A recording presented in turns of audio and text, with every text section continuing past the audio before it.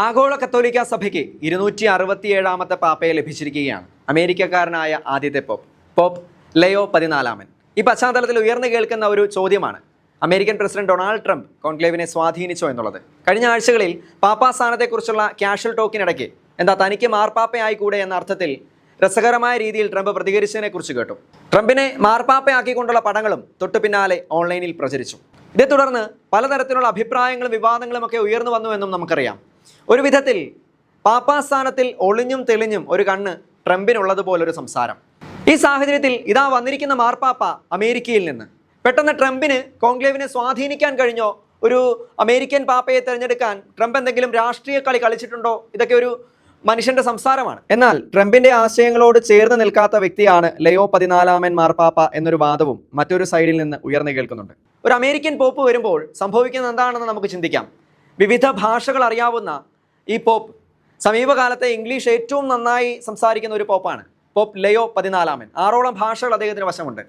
അതുകൊണ്ട് തന്നെ മതാന്തര സംവാദവും ഇന്റർനാഷണൽ ബന്ധങ്ങളും ശക്തമാകും. നമുക്കറിയാം, കോൺക്ലേവിന് മുൻപ് കർദിനാൾമാർ ഒത്തുകൂടിയ യോഗങ്ങളിൽ പുതിയ പാപ്പ എങ്ങനെയുള്ള ആളായിരിക്കണം എന്ന ഒരു ചിന്ത മുന്നോട്ട് വെച്ചിരുന്നു.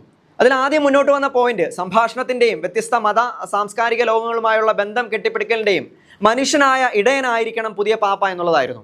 പിന്നീടുള്ള പോയിന്റുകൾ നമുക്കറിയാം. ദിശാബോധം നഷ്ടപ്പെട്ടതും ലോകക്രമ പ്രതിസന്ധിയാൽ മുദ്രിതവുമായ ഒരു മാനവരാശിക്ക് കൂട്ടായ്മയിലേക്കുള്ള പ്രവേശനം സുഗമമാക്കാനും പാലമായും വഴികാട്ടിയായും പ്രവർത്തിക്കുന്ന ഒരാളാവണം. ജനങ്ങൾക്കിടയിൽ സന്നിഹിതനും അവർക്ക് സമീപസ്ഥനുമായ ഒരു വ്യക്തിയാവണം. ആളുകളുടെ സമൂർത്തമായ ജീവിതത്തോട് ചേർന്ന് നിൽക്കുന്ന ഇടയനാവണം. എന്നിങ്ങനെയായിരുന്നു പിന്നീട് മുന്നോട്ട് വന്ന ഓരോ പോയിന്റുകളും. അമേരിക്കയിൽ നിന്നുള്ള പുതിയ മാർപ്പാപ്പയുടെ തെരഞ്ഞെടുപ്പ്, ലയോ 14 വരവ്, ഒരു വിധത്തിൽ ഇത് ട്രംപിൻ്റെ തോളത്ത് ഒരു ഉത്തരവാദിത്തം കൂടിയാണ്. കത്തോലിക്ക സഭയുടെ ശബ്ദം കേൾക്കാൻ ഒരു വിധത്തിൽ ട്രംപിനെ, ലോക മുതലാളിയായ ട്രംപിനെ നിർബന്ധിക്കാൻ ദൈവം ഇടയാക്കുകയാണ്. തിരിച്ച് കത്തോലിക്ക സഭയെ ഹൃദയംഗമമായി സപ്പോർട്ട് ചെയ്യുവാനും ട്രംപിനെ ദൈവം ഒരുക്കുന്ന ഒരു രീതിയാണിത്.